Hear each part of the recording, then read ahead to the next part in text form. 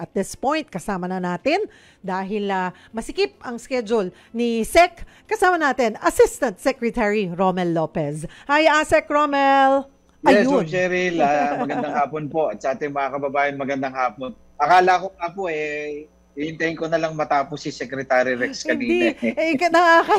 Nakakahiya naman na sagarin hanggang buong isang oras, di ba? Kasi alam mo naman yun, napakadaming ginagawa, ang daming trabaho. At nandiyan ka naman. Equally, kayang-kaya mo namang sagutin lahat to.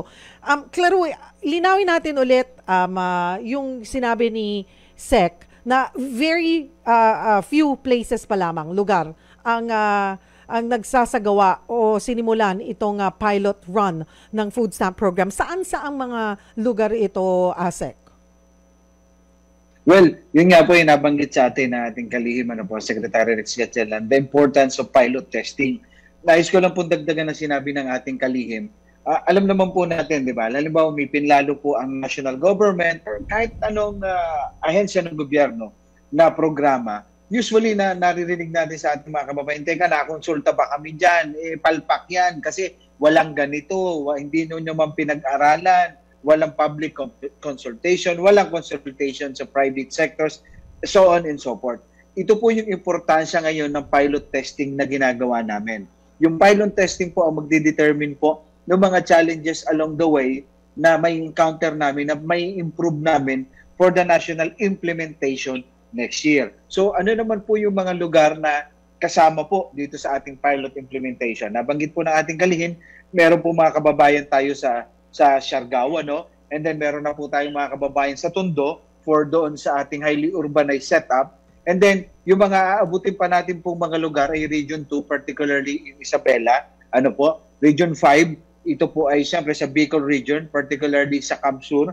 Sa Caraga po, dyan po yung mga towns ng Dapa, Del Carmen at Santa Monica. And then yung ating pong Bamar, Bangsamoro Autonomous Region in Muslim Mindanao. So, bakit po ito mga lugar na ito? Kasi may setup po tayo ng highly urbanized cities. May setup po tayo ng mga lugar na sabihin natin geographically isolated and disadvantaged area o yung mga isolated na lugar.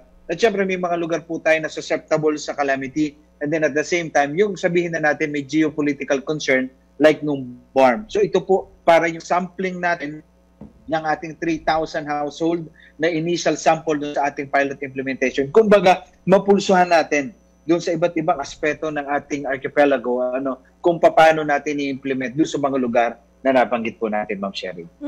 Sabi nga ay 3,000 yung total for the pilot implementation. So far, ilan na po ngayon at kailan inasahan mabubuo yung 3,000? Well, ang target po talaga natin yung mas massive na inclusion ng ating mga beneficiaries ay October, November. So, nasa mid na po tayo ng October. Most probably November, simula na po yung mas marami inclusion natin to be able to achieve nga po yung 3,000 na sample natin.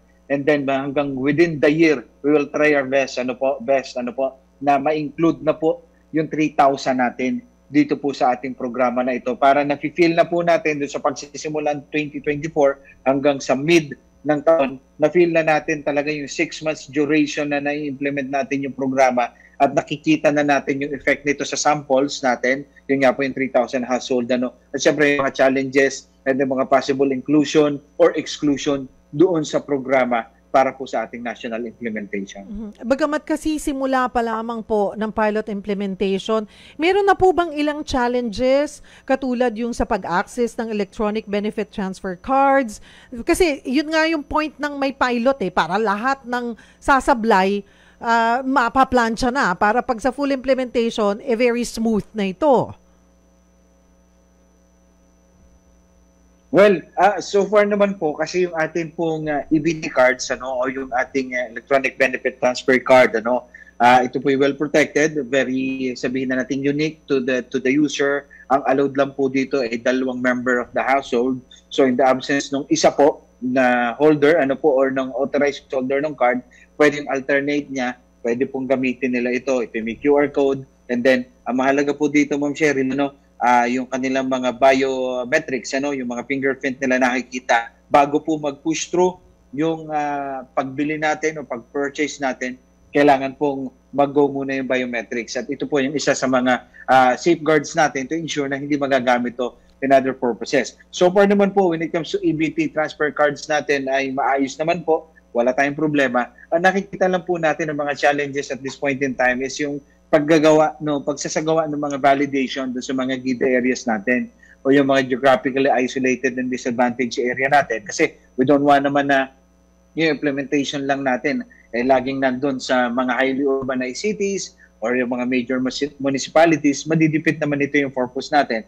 Kasi most probably yung mga GIDA areas natin ay yung may mataas na poverty incidence. But so far, na nakikita natin with 100 samples pa lang naman tayo, ma'am, ay nakikita natin na maayos naman po yung implementation ng project. Of course, with the help of the mga partners natin like World Food Program, Asian Development Bank, and then ng DOLE, and then ng TESDA, at syempre, ng National Nutrition Council natin, Ma'am Sherry. Paano po pinipili yung mga accredited na retailers? At saka paano, sinong in charge dyan ngayon na syempre gusto natin mas marami, mas malawak kung pwede yung mga malalaking groceries or supermarkets ay maging bahagi din?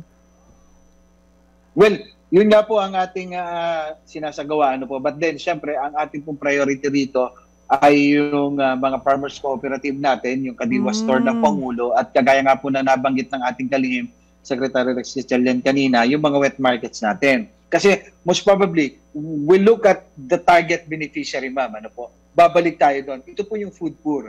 Ito po yung mga kababayan natin na 8,000 pesos pababa yung kinikita, yung combined income nila kada buwan. It's very ironic, and it's very, sabihin na natin na unusual for us to see itong mga kababayan na natin na under this, sabihin na natin, income bracket, nasa malalaking supermarket. Nawala ni hindi ka makatawad doon sa suggested retail price. So, yung mga kababayan natin na target ng programa, it's either talagang nasa palengke, na baka yung isang talbos ng kamote na 10 piso, iahagil pa nila na maging 5 piso para lang po makatipid. Kaya po yung, sabi nga ng ating Secretary Rex Gatchalian, yung target natin, saan din sila namimili talaga. So, yun yung inclusion na targeted din doon sa ating mga partner merchants. And ulitin ko nga po, that will be Kadiwa ng Pangulo, yung ating pong mga farmers cooperative, and then at the same time, yung mga wet markets natin. By including ito po, although we're not closing our doors to doon sa ating mga iba pa, yung mga private, mga malalaki natin na mga groceries, but then ito po muna yung priority natin. Bakit? Kasi kasama rin po doon sa ating mga farmers cooperative, kasama rin po sa Kadiwa ng Pangulo, is to make sure din yung mga produce ng ating mga farmers, local farmers, ay nakukuha, Oo. nagagamit for us to get rid doon sa mga excess, yung mga surplus na tinatapo na lang. So ito po, binibigyan din natin with the help of the Department of Agriculture, binibigyan din natin ng, sabihin na natin, identified or possible na market na o consumer na yung ating mga farmers sa tulong po ng Kadiwa ng Pangulo. Oo nga, parang hitting 2 birds with 1 stone na. Dito tayo sa totoo, walang kasinungalingan. Dito tayo sa totoo.